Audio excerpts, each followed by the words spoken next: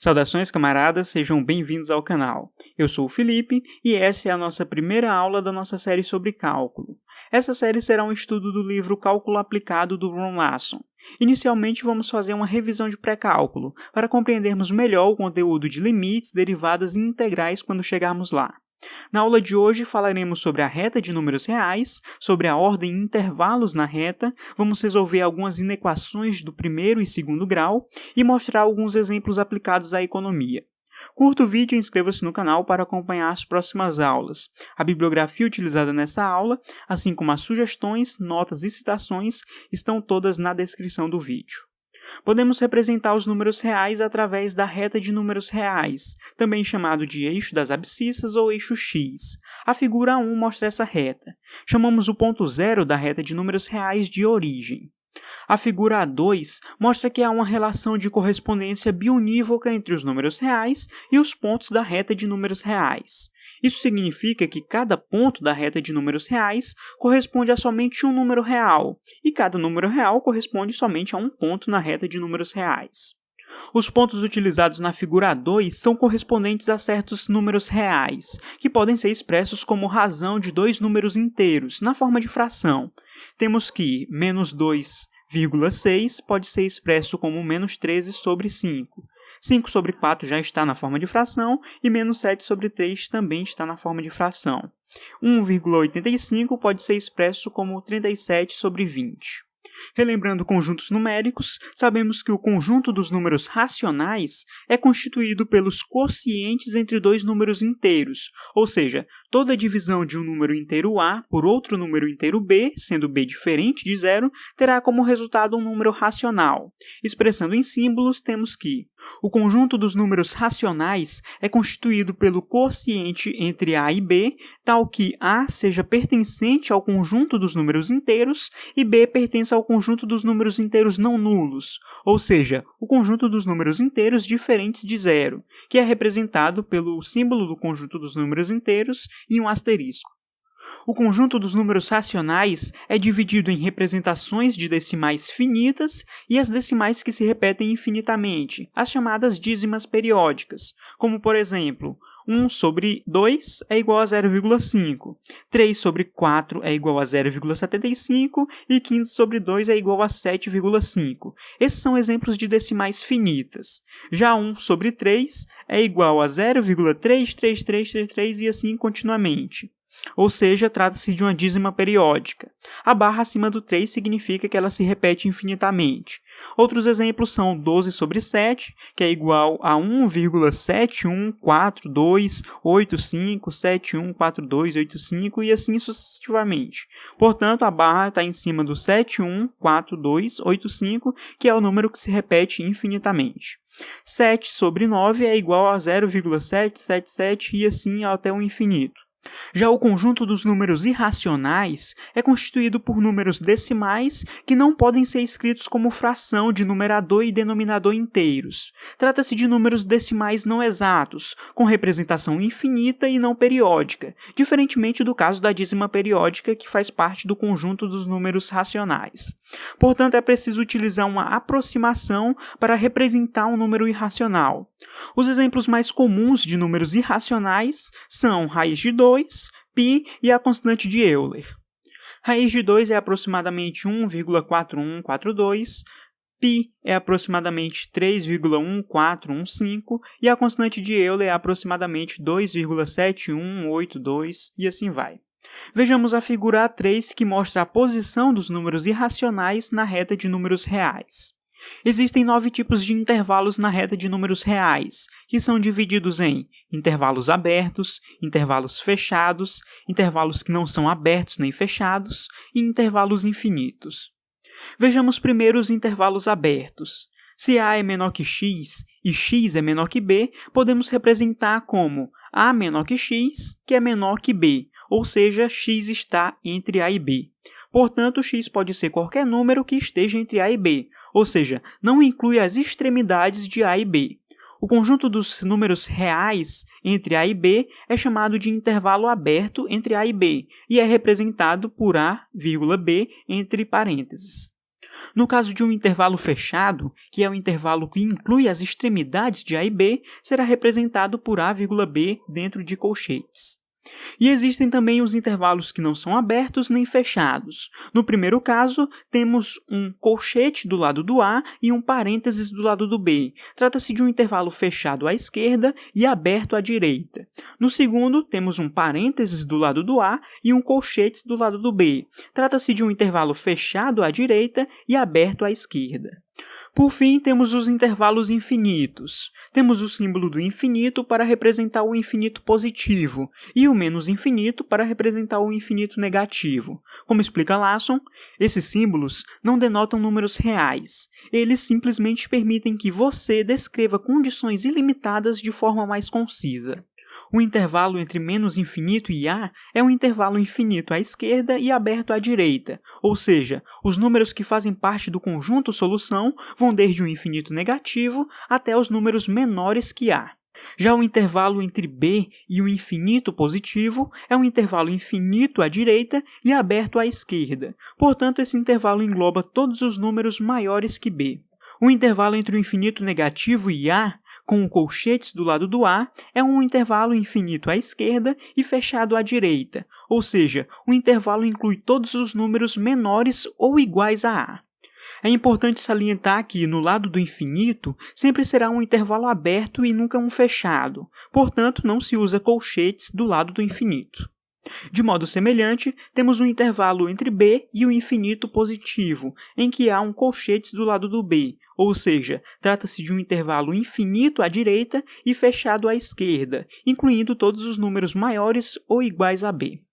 E por fim, temos também o intervalo que vai do infinito negativo ao infinito positivo. A figura A5 sintetiza os 9 tipos de intervalos na reta de números reais. Para o estudo de cálculo, é fundamental ter noção de como resolver inequações. Os valores que satisfazem a inequação constituem o conjunto solução da inequação. Vejamos então as propriedades das inequações. A primeira propriedade é a propriedade transitiva. Sendo A menor que B e B menor que C, então A será menor que C.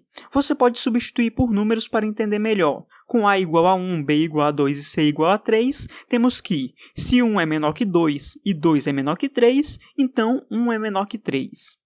A segunda propriedade é a da soma das desigualdades. Se A é menor que B e C é menor que D, então A mais C será menor que B mais D. Substituindo por números novamente, temos que, se 1 é menor que 2 e 3 é menor que 4, então 1 mais 3 será menor que 2 mais 4. Terceira, multiplicando por uma constante positiva. Se A é menor que B, então A vezes C será menor que B vezes C, sendo C maior que 0, positiva. Ou seja, 1 vezes 3 é menor que 2 vezes 3. Quarta propriedade, multiplicando por uma constante negativa. Se A é menor que B, então A vezes C será maior que B vezes C, sendo C negativo. Considerando a constante C negativa menos 3, temos que 1 vezes menos 3 é maior que 2 vezes menos 3, ou seja, menos 3 é maior que menos 6. Há uma reversão das desigualdades. Quinta, somando a uma constante. Se A é menor que B, então A mais C é menor que B mais C. Portanto, 1 mais 3 é menor que 2 mais 3. Sexta, subtraindo uma constante. Se A é menor que B, então A menos C é menor que B menos C. Ou seja, 1 menos 3 é menor que 2 menos 3. 1 menos 3 dá menos 2 e 2 menos 3 dá menos 1. Ou seja, menos 2 é menor que menos 1. Perceba que na propriedade 4, na multiplicação por uma constante negativa, ocorre uma reversão das desigualdades. Isso ocorre não só na multiplicação por um número negativo, mas também na divisão por números negativos. Por exemplo, 8 é maior que 4. Dividido ambos por menos 2, ocorrerá uma reversão das desigualdades, ou seja, 8 dividido por menos 2, que é igual a menos 4, é menor que 4 dividido por menos 2, que é igual a menos 2. Portanto, menos 4 é menor que menos 2. Vamos então resolver alguns exemplos. Exemplo 1. Encontre o conjunto solução para a inequação 2x menos 3 menor que 7. Para resolver essa inequação, basta fazer algumas operações até isolar x. Temos que 2x menos 3 é menor que 7, vamos então somar 3 a cada lado. Com isso, temos que 2x é menor que 10. Agora vamos dividir cada lado por 2. Temos então que x é menor que 5. Essa é a resposta. Portanto, o conjunto solução da inequação é o intervalo entre o infinito negativo e o 5. Muito simples. Vamos ao segundo exemplo. O exemplo 1 envolveu uma inequação polinomial de primeiro grau. Vejamos agora um exemplo com uma inequação do segundo grau. É importante lembrar que, nesse caso do polinômio de segundo grau, o polinômio muda de sinal somente entre suas raízes reais, também chamadas de zeros reais, que são os números reais que anulam o polinômio. Ou seja, entre as suas raízes reais, o polinômio será totalmente negativo ou positivo. Colocando as raízes do polinômio em ordem, a reta de números reais será dividida em intervalos de testes, em que os polinômios mudam de sinal. Para fazer isso, é preciso passar o polinômio para a forma fatorada. Temos então que x menos r1 que multiplica x menos r2, e assim sucessivamente, dependendo da quantidade de raízes que tem. No caso de um polinômio de segundo grau, temos apenas duas raízes. R1 e R2 são as raízes reais no caso de um polinômio de segundo grau. Com polinômios de graus mais elevados, aumentará o número de raízes reais. Com isso, os intervalos de testes são do infinito negativo até a raiz real 1, de R1 até a raiz real 2 e assim sucessivamente, dependendo da quantidade de raízes, sendo o último intervalo Rn até o infinito positivo. No exemplo 2, temos a inequação x² é menor que x mais 6. Com isso, utilizando as propriedades das desigualdades, podemos pôr essa inequação na forma polinomial. Vamos então subtrair x de cada lado e subtrair também 6. Temos então a forma polinomial, em que x² menos x menos 6 é menor que 0. Precisamos agora fazer a fatoração. Para isso, é preciso relembrarmos a forma fatorada do polinômio de segundo grau. O polinômio de segundo grau ax² mais bx mais c igual a 0 tem sua forma fatorada como a, que multiplica entre parênteses x menos r1, que multiplica entre parênteses x menos r2. Portanto, perceba que para passar o polinômio para a forma fatorada, antes é preciso encontrar suas raízes reais, que são os valores que igualam um polinômio a zero. Como temos um polinômio de segundo grau, podemos usar a famosa fórmula de Bhaskara para encontrar suas raízes reais. Temos então que x² menos x menos 6. Vamos então aplicar a fórmula. Lembrando da fórmula delta é igual a b² menos 4ac, sendo a igual a 1, b igual a menos 1 e c é igual a menos 6. Temos então que delta é igual a menos 1 entre parênteses ao quadrado, menos 4 vezes 1 vezes menos 6. Menos 1 entre parênteses ao quadrado é igual a 1. E menos 4 vezes 1 é menos 4, e menos 4 vezes menos 6 dá mais 24. Portanto, delta é igual a 1 mais 24, que é igual a 25. A segunda fórmula é x é igual a menos b mais ou menos raiz de delta sobre 2 vezes a. Ou seja, x é igual a menos 1 mais ou menos raiz de 25 sobre 2 vezes 1. Menos 1 é 1 e raiz de 25 é 5. 2 vezes 1 é 2. Temos então que a primeira raiz, x' é igual a 1 mais 5 sobre 2, que é igual a 3. A segunda raiz real, 1 menos 5 sobre 2, que é igual a menos 2. Portanto, as raízes são menos 2 e 3. Basta então substituir na forma fatorada a, que multiplica entre parênteses x menos r1, que multiplica x menos r2 entre parênteses. Como a é igual a 1, não precisa colocar nada. Substituindo r1 por menos 2, menos com menos vai dar mais, então teremos x mais 2 entre parênteses. E substituindo r2 por 3, teremos x menos 3 entre parênteses. Com isso, temos a nossa forma fatorada do polinômio, em que x mais 2 entre parênteses multiplica x menos 3 entre parênteses, tudo isso será menor que zero. Portanto, o polinômio só vai trocar de sinal em suas raízes reais, ou seja, quando x for igual a menos 2 e x igual a 3. Agora é preciso testar o sinal dos polinômios nos intervalos de teste. Lembrando que os intervalos, no caso do polinômio de segundo grau, são do infinito negativo até R1, de R1 até R2 e de R2 até o infinito positivo, ou seja, vai do infinito negativo até menos 2, de menos 2 até 3 e de 3 até o infinito positivo. Com isso, basta escolher um valor que esteja dentro de cada intervalo e verificar se ele é positivo ou negativo. No primeiro intervalo, podemos pegar, por exemplo, menos 5. Vamos então substituir o valor de x no polinômio por menos 5. Temos então que menos 5 entre parênteses ao quadrado, menos 5, menos 6. Menos 5 entre parênteses ao quadrado é igual a 25. Menos 5 é igual a mais 5, menos 6. 25 mais 5 é 30, menos 6 dá 24. Portanto, um resultado positivo. No primeiro intervalo, de menos infinito até menos 2, os valores são positivos. No segundo intervalo, vamos usar 1 como exemplo. Vamos então substituir o valor de x no polinômio por 1.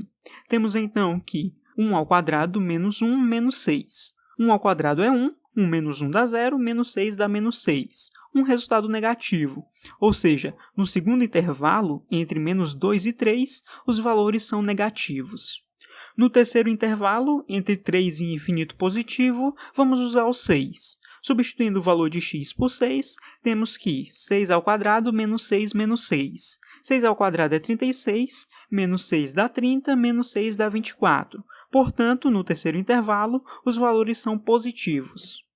Lembrando que a inequação x² menos x menos 6 é menor que zero, tem como solução todos os valores que resultem no número menor que zero, ou seja, o intervalo que resolve a inequação é o intervalo entre menos 2 e 3. Como a inequação tem um símbolo menor que, significa que o conjunto solução é aberto, não contém as extremidades do intervalo menos 2 e 3. Vejamos agora um exemplo aplicado à economia. Exemplo 3. Além dos custos indiretos fixos de $500 por dia, o custo de produção de X unidades de um item é de $2,50 por unidade. Durante o mês de agosto, o custo total de produção variou de uma alta de $1.325 para uma baixa de $1.200 por dia. Encontre os níveis de produção mais altos e mais baixos durante um mês. Perceba então que o custo de produção diário variou entre $1.325 e $1.200. Portanto, podemos escrever a inequação como 1.200 é menor ou igual a 2,5x mais 500, que é menor ou igual a 1.325. Para encontrar o conjunto solução, vamos resolver utilizando as propriedades das desigualdades, a fim de isolar x. Vamos então subtrair 500 em todos os lados das desigualdades. Temos então que 700 é menor ou igual a 2,5x, que é menor ou igual a 825. Por fim, vamos dividir todos os lados da desigualdade por 2,5. 700 dividido por 2,5 é igual a 280. E 825 dividido por 2,5 é igual a 330. 2,5x dividido por 2,5 é igual a x. Portanto, encontramos o nosso conjunto solução. 280 é menor ou igual a x, que é menor ou igual a 330. Ou seja, os níveis de produção diários variaram entre 280 e 330 unidades do determinado item. No nível mais baixo de produção foram produzidos 280 unidades, e no nível mais alto foram produzidas 330 unidades. Vejamos mais um exemplo aplicado à economia. Exemplo 4. A administração da Corbico, um conglomerado gigante, estimou que são necessários X milhares de dólares. Aí eles te dão uma função, 100 mil, que multiplica entre parênteses menos 1, mais raiz de 1 mais 0,001x, para comprar ações da Star. Determine a quantia de dinheiro que a Corbico necessita para comprar pelo menos 100 mil ações da Star. Galera, atenção na questão. Ela pede a quantia mínima para comprar pelo menos 100 mil ações. podemos encontrar a solução simplesmente resolvendo a desigualdade. 100 mil, que multiplica entre parênteses menos 1, mais raiz de 1 mais 0,001x é maior ou igual a 100 mil, pois a questão pede a quantidade de dólares para pelo menos comprar 100 mil ações. Para resolver a questão, vamos utilizar as propriedades das desigualdades. Com isso, vamos dividir cada lado por 100 mil. Temos então que menos 1 mais raiz de 1 mais 0,001x é maior ou igual a 1. Em seguida, somamos 1 a cada lado da desigualdade. Temos então que raiz de 1 mais 0,001x é maior ou igual a 2. Para eliminar a raiz quadrada, é necessário elevar ao quadrado cada lado da desigualdade. Então, temos 1 mais 0,001x é maior ou igual a 4. Subtraindo 1 de cada lado, temos que 0,001x é maior ou igual a 3. Por fim, basta multiplicar cada lado por 1000. Assim, teremos que x é maior ou igual a 3.000. Ou seja, para comprar pelo menos 100 mil ações, a Corbico precisa de 3 mil dólares? Claro que não, galera. Lembre-se que x é medido em milhares de dólares. Então, a Corbico necessita de 3.000 vezes 1.000, que é igual a 3 milhões de dólares, para comprar pelo menos 100 mil ações da Star. Portanto, pelo menos 3 milhões de dólares são necessários para comprar pelo menos 100 mil ações da Star. Camaradas, com isso encerramos por aqui a nossa aula. Curta o vídeo e inscreva-se no canal, para que possamos continuar gravando aulas aqui para o YouTube. Obrigado por assistir até aqui e até a próxima.